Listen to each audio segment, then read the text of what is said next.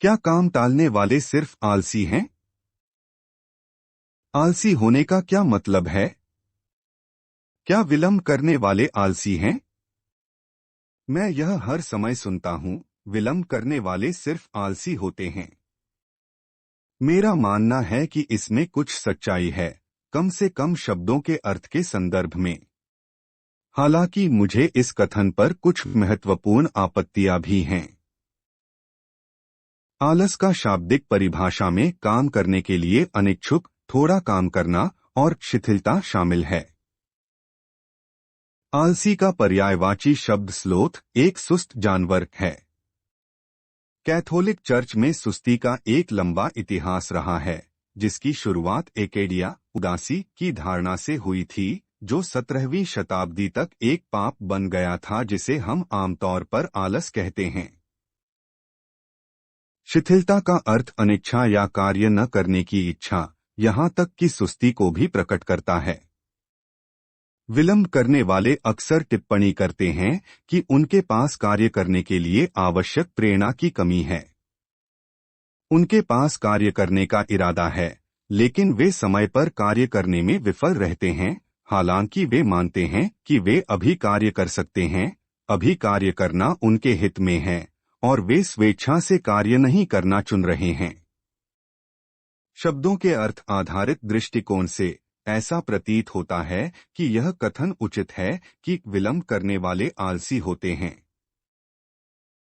मैं इस कथन पर आपत्ति करता हूं कि विलंब करने वाले सिर्फ आलसी होते हैं, क्योंकि सिर्फ शब्द को शामिल करने से ऐसा लगता है कि यह एक प्रकार से शिथिलता की व्याख्या है। बात यह है कि मनोवैज्ञानिक दृष्टिकोण से आलसी और काम टालना दोनों के लिए स्पष्टीकरण की आवश्यकता होती है। दोनों एक दूसरे की व्याख्या नहीं है। काम में मन ना लगना, अनिच्छा, प्रेरणा की कमी दोनों की सामान्य विशेषताएं हो सकती हैं, लेकिन प्रत्येक को समझाया जाना चाहिए। जब मैं किसी को यह कहते हुए सुनता हूं, टालने वाले सिर्फ आलसी होते हैं, तो मैं समझता हूं कि इसे मामूली बात मानकर छोड़ना ठीक नहीं है। वास्तव में आलसी कौन है? क्या कोई उद्देश्यपरक मानक है? नहीं, यह विषयपरक मुद्दा है। यह सामाजिक तुलना और सामाजिक अपेक्षाओं पर आधारित है। जिसे एक व्यक्ति आलस कह सकता है, वह दूसरे व्यक्ति का ऊर्जा बर्बाद न करना या आवेगी व्यवहार से बचना हो सकता है। वास्तव में शिथिलता की कुछ शुरुआती परिभाषाओं में आवेगी भाव से बचने के लिए उसे जानबूझकर टालना शामिल था। ऐसे समय में जब हम द पावर ऑफ स्लो जैसी किताबें पढ़ते हैं, मुझे लगता है कि यह महत्वपूर्ण है कि हम पुनः समझदारी से टालना और आवेगपूर्ण कार्रवाई का हमारे वर्कहोलिक दुनिया में क्या मायने हैं सोचे। क्या मुझे लगता है कि मैं कभी आलसी रहा हूं? क्या मुझे कभी लगता है कि दूसरे लोग आलसी होते हैं? आप शर्तिया कहेंगे, हाँ। लेकिन मुझे पूरा यकीन है कि जब मैं यह कह रहा हूं तो मुझे वास्तव में इसका कोई अंदाजा नहीं है कि मेरा वास्तव में क्या मतलब है। आमतौर पर मैं शायद सिर्फ खुद को या किसी और को शब्दों से घायल कर रहा हूं। तो क्या टालने वाले सिर्फ आलसी हैं? नहीं। टालना और आलस्य शाब्दिक परिभाषाओं में कार्य करने की अनिच्छा और मजबूत प्रेरणा की कमी जैसी प्रमुख विशेषताएं साझा करते हैं। मुझे लगता है कि वे शायद मनोवैज्ञानिक रूप से व्यक्तित्व लक्षणों, कम कर्तव्यनिष्ठा, भावनात्मक नियंत्रण, अक्सर अच्छा महसूस करने के लिए जाने देना और परहेज जैसी निपटने की रणनीति के रूप में बहुत समानताएं साझा करते हैं। मुझे लगता है कि हमारा मतलब यह है कि जब हम कहते हैं कि विलंब करने वाले सिर्फ आलसी होते हैं, तो यह है कि शिथिलता के साथ मजबूत नैतिक अर्थ होते हैं, वे अर्थ जिनकी जड़ें आलस के पाप की धारणा में हैं। और इन अर्थों को प्रारंभिक मनोविज्ञान में अच्छी तरह से स्थापित किया गया था, जैसा कि विलियम जेम्स की अवरुद्ध इच्छा की धारणा में परिलक्षित होता है, जैसा कि मनोविज्ञान के उनके मूलभूत दो खंड सिद्धांतों में प्रस्तुत किया गया है।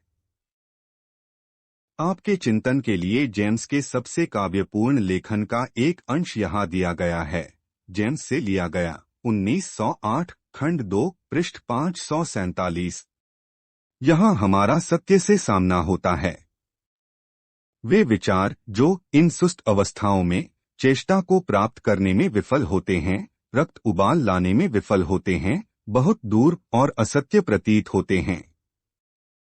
चीजों की वास्तविकता का उद्देश्यों के रूप में उनकी प्रभावशीलता के साथ संबंध एक ऐसी कहानी है जिसे अभी तक पूरी तरह से कभी नहीं बताया गया है। मानव जीवन में नैतिक त्रासदी लगभग पूरी तरह से इस तथ्य से आती है कि जो संबंध आम तौर पर सत्य और क्रिया की आभास के बीच होना चाहिए टूट गया है, और कि प्रभावी वास्तविकता की यह तीखी भावना कतिपय विचारों से जुड़ी नहीं होगी। पुरुष लोग मात्र अपनी भावनाओं और धारणाओं में इतना भिन्न नहीं होते हैं। संभावना के बारे में उनकी धारणा और उनके आदर्श उतने दूर नहीं हैं जितना कि उनके अलग अलग भाग्य को लेकर तर्क दिया जा सकता है। उनमें से किसी भी वर्ग के पास बेहतर भावनाएं नहीं हैं, या जीवन में उच्च और निम्न पथ के बीच के अंतर को लगातार निराशाजनक असफलताओं, भावुकतावादियों, शराबी, षड्यंत्रकारियों, डेडबीट्स की तुलना में अधिक महसूस करते हैं, जिनका जीवन ज्ञान और कर्म के बीच एक लंबा अंतर्विरोध है, और जो सिद्धांत के पूर्ण नियंत्रण के साथ अपने ढीले चरित्रों को कभी सुदृढ़ नहीं रख पाते। कोई भी ज्ञान के वृक्ष के फल का फल नहीं खाता जैसा वे खाते हैं, और फिर भी उनका नैतिक ज्ञान हमेशा वहां पृष्ठभूमि में बड़बड़ाता और गड़गड़ाहट करता है। कभी भी समाधान नहीं करता, कभी भी इसकी आवाज छोटी कुंजी से प्रमुख कुंजी में नहीं पहुंचती है, या इसकी वाणी संभावनात्मकता से अनिवार्यता की मुद्रा में नहीं आती है, कभी चमत्कार नहीं करता है, कभी भी पतवार अपने हाथों में नहीं लेते हैं। अंश का अंत। मुझे नहीं लगता कि हम कभी आत्मनियंत्रण के विफलता के संबंध में इस तरह के नैतिक अर्थों से आगे निकल पाए हैं। इस बार हमने किया। हम वास्तव में कुछ सीख सकते हैं।